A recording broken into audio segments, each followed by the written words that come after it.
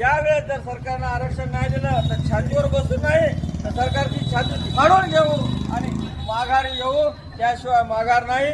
आंतरवालीतून मुंबईला सुद्धा जाऊ. जय शिवराय, एक मराठा लाख मरण.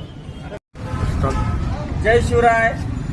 उद्या 29 तारखेला भव्य आणि निर्णायक लढा मराठा आरक्षणाचा आंतरवाली सराटी येथे होणार आहे. तर या लढ्यासाठी जे आमचे जरांगे पाटलाच्या वाढदिवसानिमित्त पायी 110 किलोमीटर अंतरचं पार करून गेलेले गजानन लांडगे पाटील सोबत आहेत. त्यांना आपण याच्यावरती आता आंतरवालीला निघाले आहेत. तर पुढचा टप्पा कसा राहील सांगा तुम्ही थोडक्यात. माझा आज मी आंतरवली सराटीत आज दाखल होणार आहे आणि भरपूर मराठा बांधव आज संध्याकाळपर्यंत आंतरवलीत येणार आहे. तरी माझं तमाम महाराष्ट्रातील सर्व मराठा बांधवांना विनंती आहे, ज्यांना जसा वेळ मिळेल त्यांनी प्रत्येक घरातील कुटुंबातील एक व्यक्तीनं आंतरवलीत येण्याचा प्रयत्न करावा. कारण हा शेवटचा लढा आहे, निर्णायक टप्प्यातला लढा आहे. त्यामुळे आता पाटलांना साथ देणं जरुरी आहे. कारण आंदोलनात आता काही होऊ शकतं. आंतरवलीत जर निर्णय लवकर नाही लागला तर मुंबईचं बी दौऱ्याचे घोषणा होऊ शकते.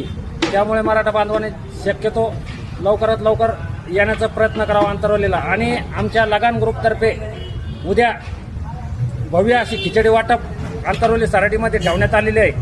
आणि उद्या आमचे राजे खिचडी सेंटरचे मालक पंडित राजे घाटराव पाटील आणि पूर्ण आमचे लगान टीमचे सदस्य, लगान ग्रुपचे सदस्य हे सर्व उद्या आंतरवली सराटीला येणार आहे.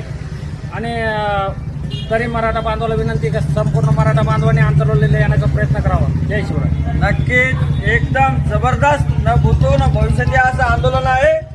यावेळेस जर सरकारनं आरक्षण नाही दिलं तर छातीवर बसून नाही तर सरकारची छाती फाडून घेऊ आणि माघार येऊ, त्याशिवाय माघार नाही. आंतरवालीतून मुंबईला सुद्धा जाऊ. जय शिवराय, एक मराठा लाख मरण.